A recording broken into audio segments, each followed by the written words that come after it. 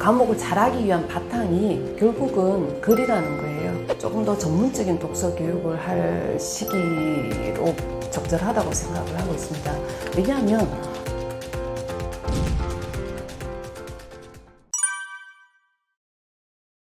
네, 안녕하세요. 책 읽는 아이로 키우는 엄마표 독서 코칭을 쓴 근도경입니다. 아이들이 독서를 재밌고 즐겁게 잘할 수 있도록 도움을 주는 독서 지도사이기도 합니다.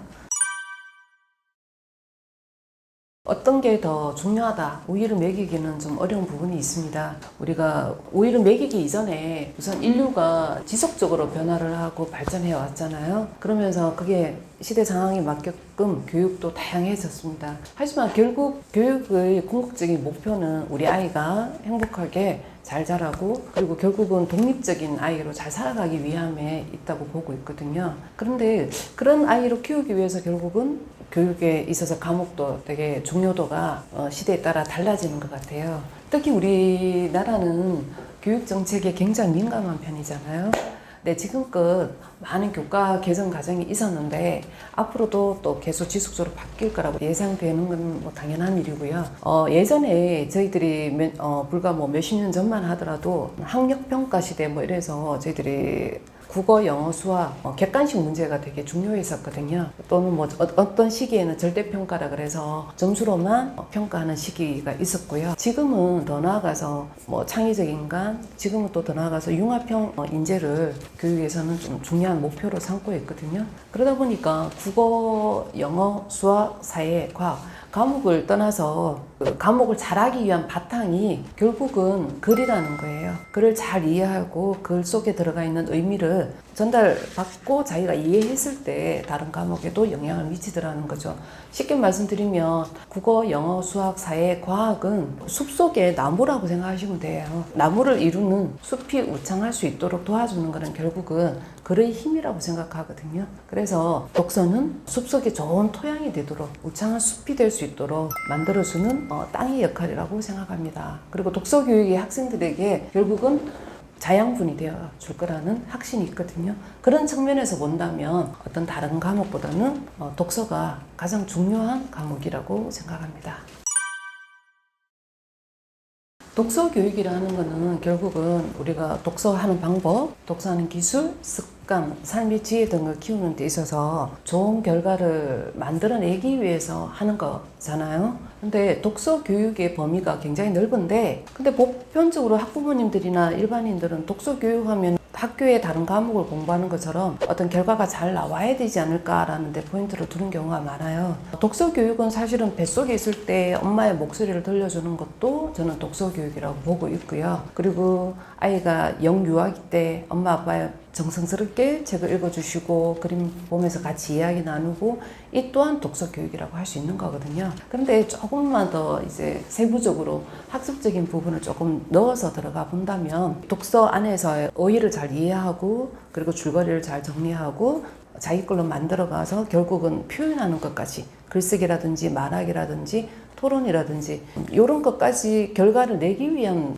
독서 교육이라고 하고 한정지어서 제가 말씀드려 보겠습니다. 이 부분은 제가 생각할 때는 초등학교 3학년이 조금 더 전문적인 독서 교육을 할 시기로 적절하다고 생각을 하고 있습니다. 왜냐하면 초등학교 1, 2학년 때까지는 저희들이 국어, 수학, 통합사회, 통합과학 이렇게 해서 통합 과목으로 배우거든요. 근데 초등학교 3학년이 딱 되면은 국어, 수학, 그리고 영어, 그리고 사회, 과학 이렇게 되게 세분화가 돼요. 세분화가 되다 보니까 우리 아이나 어머님께서 느끼시는 게 와, 교과 과목이 굉장히 많이 늘어났네? 그리고 안에 페이지 수도 굉장히 늘어났고 뭔가 요구사항이 많아졌다라고 체감을 하시거든요. 그때부터는 이제 어머니들께서 학원을 찾으신다든지 전문가 선생님을 찾으신다든지 이런 방법을 사용해서 독서 교육을 시작을 하시더라고요. 또 3학년이란 나이 자체에서 1, 2학년들하고는 좀 차이가 많이 나거든요. 뭐 10살이면 세상을 다 알만한 나이다 뭐 이런 책도 나왔었는데 아무래도 조금 더 자기 사고가 뿌리가 조금씩 내려지는 느낌이 들더라고요. 조금 더 우리 아까 앞에서 말씀드렸던 학업적인 독서 교육으로 조금 연계해 본다면 초등학교 3학년이 좀 적절하게 시작할 수 있는 나이가 아닐까 생각합니다.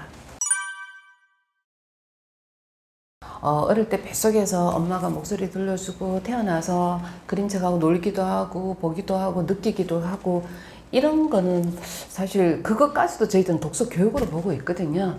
근데 이제 조금 더 학습적으로 이게 쉽게 표현드리면 학습적인 부분이 책 하나를 잘 봤어요. 책 하나를 봤는데 예를 들면 교과서여도 되죠. 교과서를 잘 보았는데 어휘를 좀 잘 이해하고 그 안에서 어떤 내용인지 사실적인 이해, 그게 줄거리라고 표현한다면 줄거리를 좀 잘 파악하는지 여부를 조금 체계적으로 공부시키고 좀 더 나아간다면 옳고 그른 걸 자기 주장을 할 수도 있고 근거를 제시하고 글쓰기까지 가고 그리고 자기화가 이루어지는 거를 독서 교육을 조금 더 심화된 단계라고 보시면 초등학교 3학년 때부터가 적절하지 않겠냐는 거고요. 책은 분명히 초등학교 3학년 때까지 책을 접하지 않은 친구는 아무도 없을 거예요. 그런데 책을 읽은 아이가 독서 교육을 해야 된다. 책을 안 읽어왔는 애가 독서 교육을 한다는 것은 그게 의미가 없는 것 같습니다.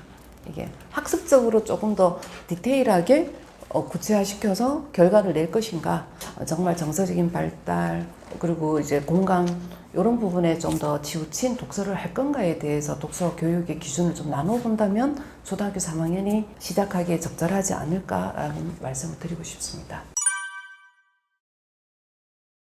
독서 습관은 사실은 어릴 때부터 같이 되어져야 되는 거죠. 아이들하고.